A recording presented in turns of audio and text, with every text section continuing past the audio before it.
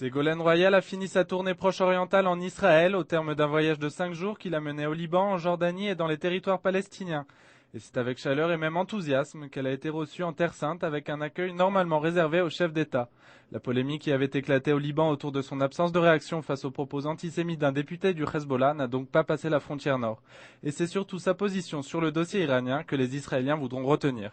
Vous avez devant vous la seule responsable politique française qui s'est clairement exprimée contre l'accès de l'Iran au nucléaire civil. Moi, je considère que là se trouve le plus grand danger pour la sécurité d'Israël et du monde. Pas seulement d'Israël d'ailleurs, de toute cette partie du monde. Et qu'il ne faut pas laisser l'Iran accéder au nucléaire civil. Ce sera ma position si je suis élu président de la République. Laisser l'Iran maîtriser cette technologie et l'enrichissement de l'uranium, si cette première étape est franchie, alors il sera quasiment impossible d'empêcher l'accès au nucléaire militaire. Et que toute autre prise de position ne me paraît pas responsable. Le Premier ministre israélien lui-même m'a remercié pour cette prise de position.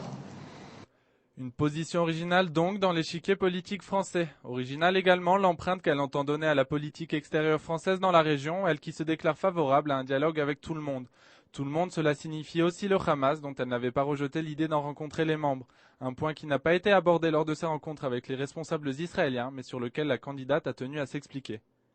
Il n'est pas question de parler aux dirigeants du Hamas.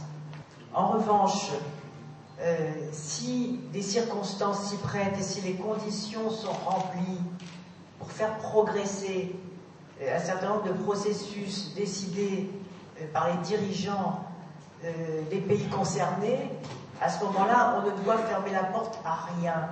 Je distingue ce qui peut être utile dans le cadre d'un processus librement décidé par les responsables, de contact avec des dirigeants d'une organisation terroriste qui, eux, sont absolument interdits.